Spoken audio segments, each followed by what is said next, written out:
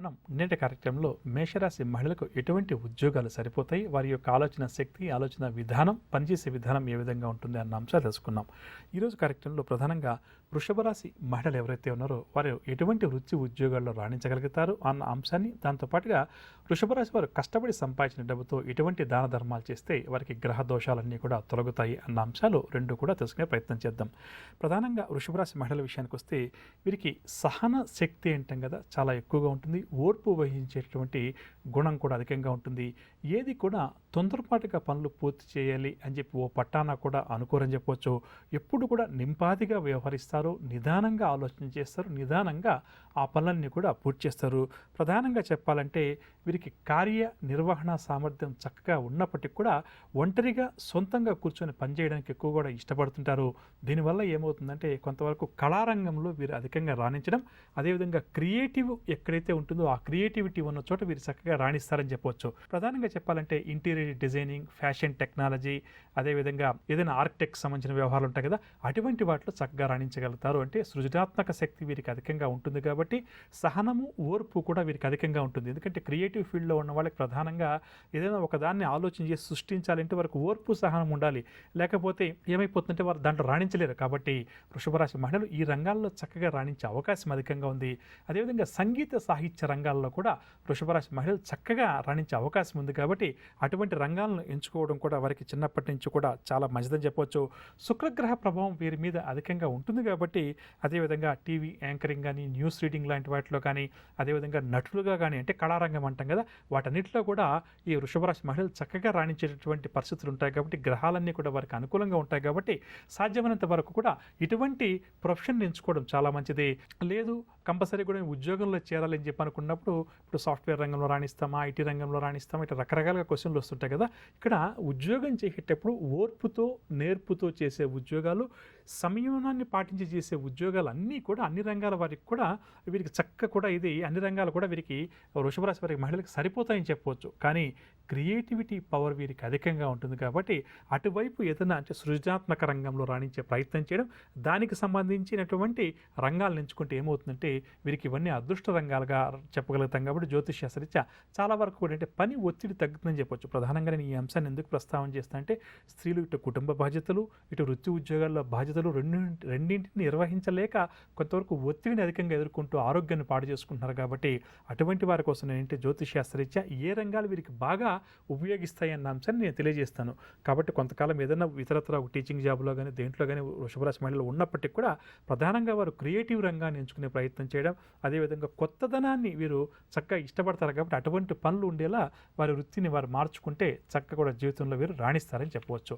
ఇక మనందరికీ కూడా ఎంత కష్టపడి పనిచేస్తున్న, నీతి నిజాయితీగా ఉన్న, గత జనంలో చేసిన పాప పుణ్యాల వల్ల కావచ్చు, లేదా ఈ జనంలో చేసినటువంటి పాప పుణ్యాల వల్ల కావచ్చు, కొంతవరకు గ్రహ బాధలు మనందరికీ కూడా అధికంగా ఉంటాయి.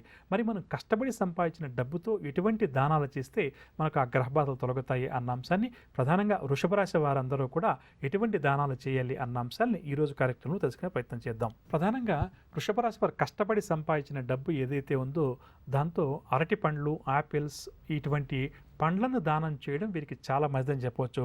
ప్రధానంగా ఎవరైతే వ్యాధిని బారిన పడి ఇబ్బంది పడుతూ ఆసుపత్రుల్లోనూ అటువంటి బీదవారి దగ్గరికి వెళ్ళి కనీసం నెలకొకసారి కానీ, 15 రోజులకు ఒకసారి కానీ, లేదా సంవత్సరానికి ఒకసారి కానీ మనం గత కొద్దిగా ప్రధానంగా మన జన్మరాశిని అనుసరించి మన కష్టార్జితంతో ఎటువంటి దానం మనం తరచుగా చేస్తూ ఉంటే మనకు అనారోగ్య సమస్యలు కానీ, కుటుంబ సమస్యలు కానీ, ఆర్థిక సమస్యలు కానీ తొలగుతాయి అన్న అంశాన్ని, అంటే జీవితాంతం చేసినటువంటి దానం, అది కూడా సింపుల్గా ఉన్నటువంటి దానాలు తెలుసుకుంటున్నాం. అదేవిధంగా మహిళల గురించి ప్రత్యేకంగా కూడా తెలుసుకుంటున్నాం. ఎందుకంటే మహిళలకు ఈ మధ్యకాలంలో ఇంటా బయట కూడా ఒత్తిళ్లు అధికంగా ఉండడం, ఇటువైపు కుటుంబ బాధ్యతలు, సంతానం గురించి ఆలోచనలు, భర్త గురించి ఆలోచనలు, అత్తమామల గురించి ఆలోచనలు, తల్లిదండ్రుల గురించి ఆలోచనలు చేయడం, అదేవిధంగా ఆఫీస్కి వెళ్ళిన తర్వాత అక్కడ ఆఫీస్లో పని ఒత్తిడి అధికంగా ఉండడం, ఇవన్నీ కూడా ఏమవుతుందంటే వారికి స్ట్రెస్ బాగా ఎక్కువైపోవడం వల్ల ఇతరత్ర అనారోగ్య సమస్యలు మహిళలు ఎక్కువగా ఎదుర్కొంటున్నారు. కాబట్టి అటువంటి వారిని ఉద్దేశించి వారి జన్మరాశిని అనుసరించి ఎటువంటి వృత్తి ఉద్యోగాల్లో వారు చక్కగా రాణించగలుగుతారు అంటే ఏంటంటే వారి కెరీర్ని వారు ప్లాన్ చేసుకున్నప్పుడు ఎటువంటి జాగ్రత్తలు తీసుకుంటే, ఏ వృత్తి వైపు లేకపోతే ఏ ఉద్యోగం వైపు వారు కొద్దిగా అటువైపు చదువుకుంటే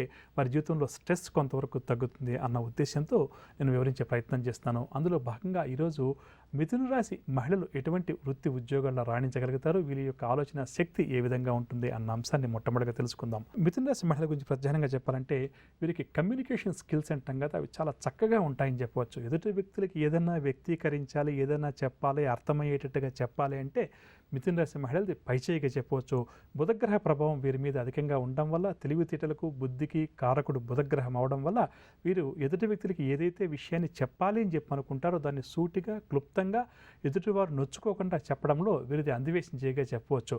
కాబట్టి అటువంటి వృత్తులు ఏవైతే ఉన్నాయో అటువంటి వృత్తులను ఎంచుకోవడం ఈ మిథున రాశి మహిళలకు కెరీర్ పరంగా చాలా మంచి అంశంగా చెప్పొచ్చు. అదేవిధంగా ఏదో నోటికి వచ్చినట్టుగా మాట్లాడడం, తాత్కాలికంగా ఏమి తోస్తే అది మాట్లాడే వ్యక్తిత్వం వీరికి ఏమాత్రం కూడా ఉండదు.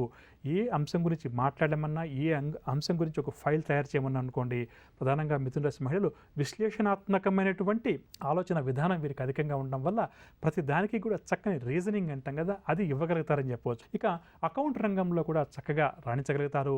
అదేవిధంగా లాయర్స్ అంటాం కదా, లాయర్స్గా కూడా మిథున రాశి మహిళలు చక్కగా రాణించగలుగుతారు. ఎందుకంటే వీరికి చక్కగా ఇందాక చెప్పిన కమ్యూనికేషన్ స్కిల్స్ బాగుంటాయి కాబట్టి కస్టమర్ చెప్పింది వీళ్ళకి అర్థమవుతుంది, వీరు చెప్పేది ఆ న్యాయమూర్తులకి చక్కగా అర్థమవుతుందని చెప్పవచ్చు. అదేవిధంగా ఏదైనా మధ్యవర్తిగా పనిచేయడానికి, ఏజెంట్గా పనిచేయడం అంటాం కదా, అటువంటి వృత్తుల్లో కూడా వీరు చక్కగా కూడా రాణించగలుగుతారని చెప్పవచ్చు. వ్యాపారం చేయడానికి కూడా మిథున రాశి మహిళల జాతకం చక్కగా కూడా సరిపోతుంది. కానీ వారి వ్యక్తిగత జాతకంలో ఇతరత్ర గ్రహాలు దోషాలు అన్నీ కూడా పరిశీలించేయాలి. కేవలం ఇక్కడ నేను ప్రధానంగా జన్మరాశిని అనుసరించి మాత్రమే తెలియజేస్తున్నాను కాబట్టి ఈ విషయాన్ని మన ప్రేక్షకులు గుర్తుంచుకొని వారి వ్యక్తిగత జాతకం ఉంటే దాన్ని ఒకసారి పరిశీలించుకొని వ్యాపారం చేయవచ్చా లేదా అన్న అంశాలు కొంతవరకు పరిశీలన చేసుకోవచ్చు. కానీ రాశి ప్రకారం చూస్తే మాత్రం చక్కగా మాట్లాడగలుగుతారు, విశ్లేషణాత్మకంగా వీరు ఆలోచన చేయగలుగుతారు. ఏదైనా పని మీద శ్రద్ధ పెట్టి చేయాలంటే మాత్రం అందరూ గంట సేపు కష్టపడి శ్రద్ధ పెట్టి చేస్తే వీరు పావు గంటలోనే ఆ పనిని పూర్తి చేయగలుగుతారని చెప్పవచ్చు. మిథున రాశి వారు ఎవరైతే ఉన్నారో స్త్రీలు కావచ్చు, పురుషులు కావచ్చు, ఎవరన్నా కూడా కావచ్చు, కష్టపడి సంపాదించిన డబ్బుతోటి ఎటువంటి దానం చేస్తే వారికి ఎటువంటి సమస్యలు తొలగుతాయి అన్న అంశం గురించి మనం ఇప్పుడు తెలుసుకునే ప్రయత్నం చేద్దాం. ప్రధానంగా మిథున రాశి వారికి వైవాహిక జీవితంలో కొద్దిపాటి సమస్యలు ఎదురయ్యే అవకాశం కాస్త అధికంగా ఉంటుంది చెప్పవచ్చు. అంటే భార్యాభర్తల మధ్య డిస్ప్యూట్స్ అంటాం కదా, అవి కాస్త అధికంగా వచ్చే అవకాశం ఉంది. అదేవిధంగా ఆర్థికపరమైన విషయాల్లో కూడా కొంతవరకు వీరు ఖర్చు చేసేటప్పుడు కూడా కొంచెం వెనక ముందు ఆలోచన ఎక్కువగా ఆలోచన చేస్తారు. దీనివల్ల కూడా కొంతవరకు కుటుంబ సభ్యుల మధ్య భేదాభిప్రాయాలు వచ్చే అవకాశం ఉంది. అంటే డబ్బు ఖర్చు చేయాలి అని చెప్పి అనుకున్నప్పుడు వీరికి నచ్చలేదనుకోండి, వీరు ఖర్చు చేయాలన్నమాట. దీనివల్ల కూడా ఇబ్బందులు వచ్చే అవకాశం ఉంది. ఇటువంటి సమస్యలు రాకుండా ఉండడానికి ప్రధానంగా మిథున రాశి వారు ప్రతి నెలా కూడా వారికి జీతం ఏదైతే ఉందో లేదా వారు వ్యాపారం చేస్తున్నప్పుడు వ్యాపారంలో వచ్చే లాభం ఏదైతే ఉందో అందులో కొంత మొత్తాన్ని ప్రధానంగా బట్టలు దానం చేయడం, అంటే క్లోత్స్ అంటాం కదా, ఆ క్లోత్స్ ఎదుటి వ్యక్తులకి ఇస్తూ ఉండాలి. బీదవారికి కావచ్చు, కుటుంబ సభ్యులకు కావచ్చు, ఇంటికి ఎవరో వచ్చినప్పుడు కూడా వారికి కూడా చీర కావచ్చు, జాకెట్ కావచ్చు, లేకపోతే దుస్తులు ఉంటాం కదా, వేసుకునే దుస్తులు ఇటువంటివి ఇస్తూ ఉండడం వీరికి చాలా మంచిదని చెప్పొచ్చు. అదేవిధంగా అలంకరణ వస్తువులు ఏవైతే ఉన్నాయో అంటే కాస్మెటిక్స్ అందరికీ అర్థమవుతాయి. ఈ కాస్మెటిక్స్ని కూడా తరచుగా వీరు మిథున రాశి వారు ఎదుటి వ్యక్తులకు బహుకరించడం వల్ల, అంటే గిఫ్ట్గా ఇస్తూ ఉండడం వల్ల ఏంటంటే ప్రధానంగా వీరికి వైవాహిక జీవితంలో, కుటుంబ జీవితంలో సమస్యలు రాకుండా ఉండడానికి, అదేవిధంగా మనీ సేవింగ్ చేయడానికి కూడా, అంటే డబ్బు దాచిపెట్టాలి, వీడి ఇందాక చెప్పడం చూడండి క్యాలిక్యులేటెడ్ మైండ్ ఎక్కువగా ఉంటుంది వీరికి. కాబట్టి డబ్బు ఎక్కడ ఖర్చు చేయాలి, ఎక్కడ ఖర్చు చేయకూడదని చెప్పి ఆలోచన చేస్తుంటారు. కొన్నిసార్లు వాళ్ళు అటు ఇటుగా చేసేస్తుంటారు. అలా కాకుండా ఉండడానికి, డబ్బు వారి దగ్గర ఎప్పుడూ కూడా నిల్వ ఉండడానికి కూడా ఈ దానం ఏదైతే చేస్తారో లేదా ఈ గిఫ్ట్ ఏదైతే ఇస్తారో ఇది చక్కగా కూడా వీరికి మిథున రాశి వారు అందరికీ కూడా అన్ని వర్గాల వారికి కూడా ఉపయోగపడుతుంది. కాబట్టి ఒక్కసారిగా పెద్ద మొత్తంలో చేయడం కన్నా కూడా చిన్న చిన్న మొత్తంలో నెల కొంత కొంత చేసి ఇస్తున్నాం అనుకోండి, అప్పుడేమవుతుందంటే ఈ గ్రహ బాధలన్నీ కూడా వీరికి తొలగిపోతాయని చెప్పవచ్చు. ఇప్పుడు మనకి ఏదైనా ఒక అనారోగ్య సమస్య పుష్యమి నక్షత్రం అటువంటి రోజు ప్రారంభమైతే ఆ సమస్య ఎంతకాలం పాటు ఉంటుంది, ఆ సమస్య తీవ్రత ఏ విధంగా ఉంటుంది అన్న అంశం గురించి తెలుసుకునే ప్రయత్నం చేద్దాం.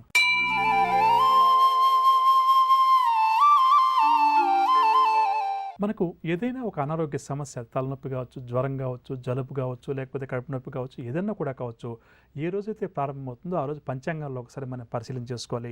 ఆ రోజు అంటే మనకు ఆ వ్యాధి ప్రారంభమైన రోజు ఒకవేళ పుష్యమి నక్షత్రం అంటూ ఉంటే, అంటే పుష్యమి నక్షత్రం ఉన్న సమయంలో మనకు ఏదైతే ఒక అనారోగ్య సమస్య ప్రారంభమవుతుందో ఆ సమస్య ఎక్కువ కాలం నిలబడదు. అతి త్వరితగతిన ఆ సమస్య నుంచి మనకు విముక్తి లభిస్తుంది. తొందరగానే మనం ఆ అనారోగ్య సమస్య నుంచి కూడా కోలుకుంటామని చెప్పవచ్చు. ఎక్కువ సమస్యలు ఎటువంటివి కూడా మనల్ని బాధించవని చెప్పవచ్చు. నవగ్రహ సంచారాన్ని అనుసరించి ద్వాదశ రాశుల వారికి రేపు గ్రహస్థ ఏ విధంగా ఉంటుంది, ద్వాదశ రాశుల వారు ఎటువంటి పరిహారాలు ఎటువంటి జాగ్రత్తలు పాటించాలి అన్న అంశం, అదేవిధంగా రేపు ఎవరైతే ముఖ్యమైన వ్యవహారాలు ప్రారంభం చేయాలి లేదా కీలక నిర్ణయాలు తీసుకోవాలని చెప్పి అనుకుంటున్నారో వారు ఏ భగవంతుని పూజిస్తే వారి విజయావకాశాలు మెరుగుపడతాయి అన్న అంశం, దాంతోపాటుగా జ్యోతిష శాస్త్రరీత్యా కర్కాటక రాశి మహిళల యొక్క ఆలోచన విధానం ఏ విధంగా ఉంటుంది, ఎటువంటి వృత్తి ఉద్యోగాల్లో కర్కాటక రాశి మహిళలు రాణించగలుగుతారు అన్న అంశం, అదేవిధంగా కర్కాటక రాశి వారు కష్టపడి సంపాదించిన డబ్బుతో ఎటువంటి దానాలు తరచుగా చేస్తే ఎటువంటి సమస్యలు వారికి దూరమవుతాయి అన్న అంశం, దాంతోపాటుగా శుభకరం అన్న అంశంలో భాగంగా ఆశ్లేష నక్షత్రం ఉన్నటువంటి రోజుల్లో ఏదైనా వ్యాధి ప్రారంభమైతే ఆ వ్యాధి తీవ్రత ఏ విధంగా ఉంటుంది అన్న అంశాలు.